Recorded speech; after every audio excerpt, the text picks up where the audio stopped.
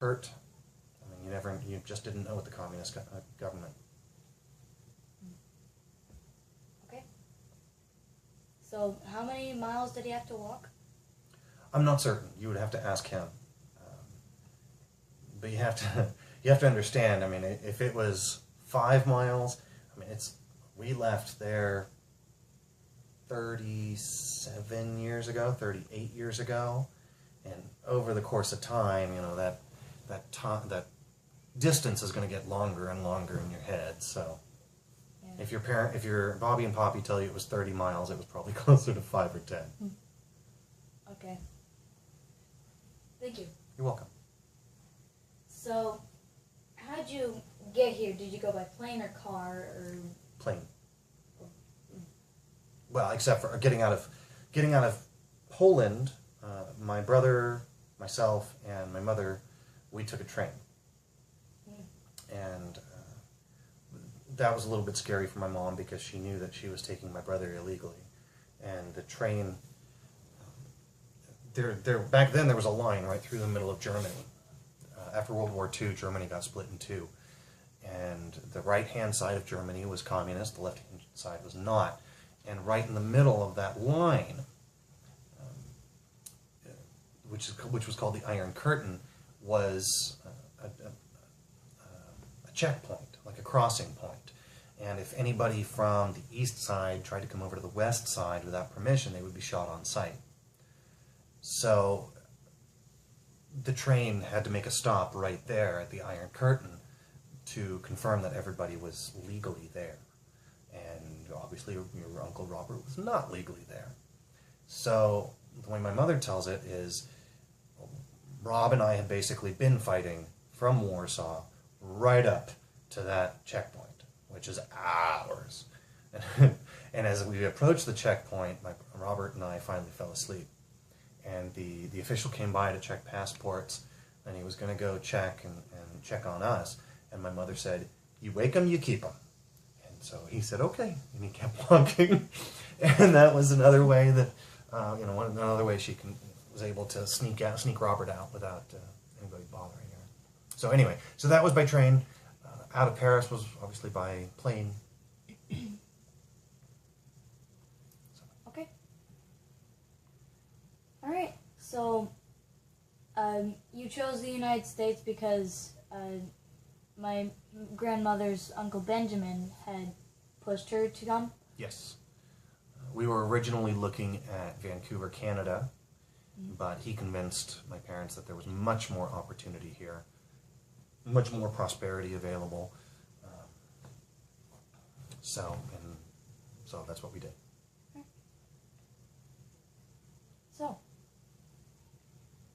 So it was your mother who decided you would come here? Yes, my mother makes those decisions. My mother jumps before she thinks. So it drove your Poppy crazy, but he never could stop her. To this day, he can't stop her. They've been married for, 1968 when they got married. That means they've been married for 46 years, and it's still that way. He never could stop her. So for her, often 2 steps forward often takes 0 steps back? Yeah, it's not even steps. I mean, it's just diving. I mean, head first. I don't care if there's water in the pool. I'm not even going to look. Well, and you have to think about it. When my parents left, my dad was 30 years old. My dad was 26. They were young. They had 2 little kids. Uncle Rob was 5. I was 1. That takes guts. That takes more guts than I can imagine. Yeah. Okay. So what changes in lifestyle did you make when you came here? In the beginning, it was tough. In the beginning, we had nothing. We lived on government assistance. We didn't speak the language, so we had to learn English, which took a little while, obviously. It was easier for Robert and I because we're young and children pick up language very, very quickly. your Bobby and Poppy had to go take classes and make sure that they could integrate themselves into the United States culture. Mm-hmm. When we made it out to California is when our lifestyle started slowly improving. Bobby and Poppy bought a house, and then 2 years later they bought a bigger house. As engineers, they were able to make a decent living, kind of right off the bat. So once we made it out here, my dad hooked up with whatever that private firm is that did government weapons. My mother hooked up with General Electric as a nuclear engineer. Then they started making some decent money, and our lifestyle improved. So. Okay. So what was your first impression of the United States? Has it changed at all over time? For me, it was just life. I definitely see the United States in a different light than I think a lot of people do.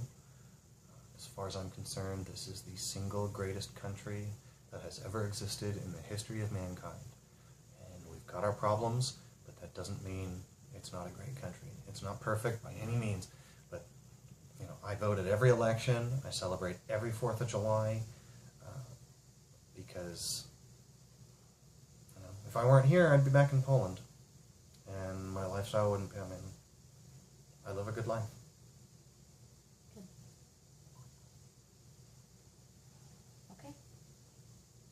So what are some of the differences and similarities that you've noticed in the cultures here and in Poland?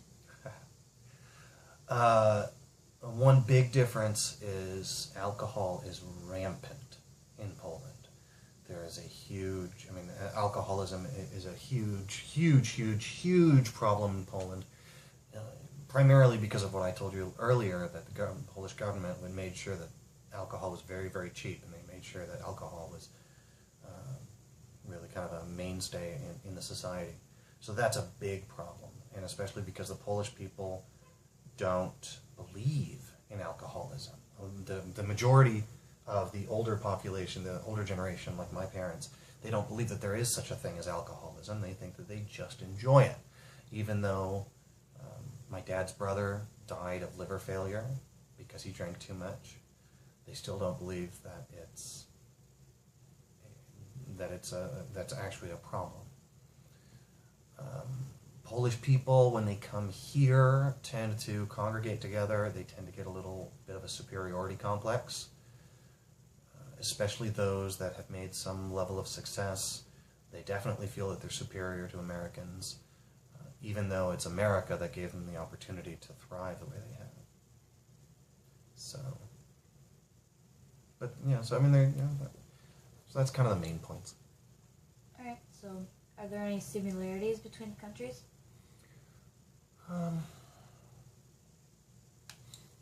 It's really tough to say. I never really considered many of the similarities because it's just worlds apart. It's a completely different experience to be here than it is to be in Poland. So honestly, I can't even tell you any of the significant similarities. Okay. Well, thank you for trying. Welcome.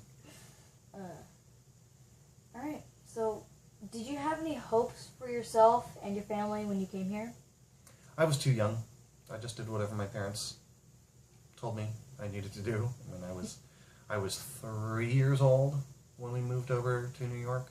So, I was too young to really have any hopes or dreams. Mm-hmm. I grew up essentially as an American. All right. Honestly, that's how I like growing up. Good.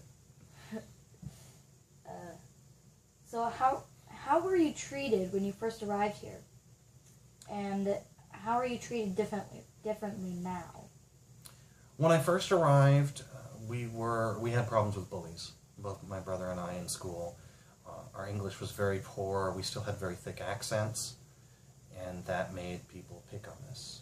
I remember when we moved out here to the West Coast, I remember very specifically being bullied in first grade.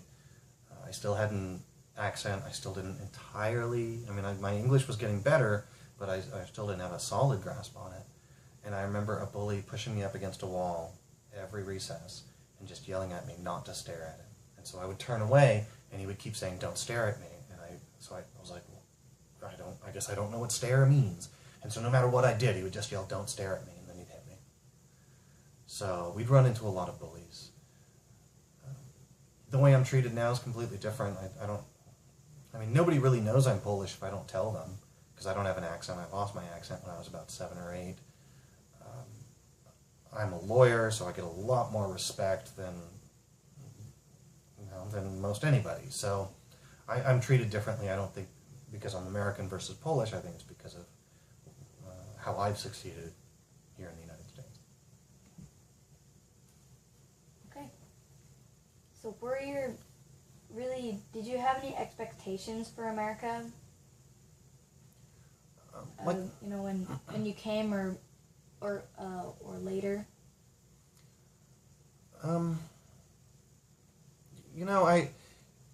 As I grew up, I mean, obviously, like I said, I was really young, so no, you don't really have expectations at that age beyond your house. I mean, that's your expectation, is to be loved. As I grew up, I started to have some issues with Americans because I saw where we came from. I knew where we came from. I knew our struggles, and I knew how we overcame them, and I expected more from Americans. My attitude was, my family came here with nothing, and we dragged ourselves up to a decent way of life. There's no excuse for you not being able to do the same.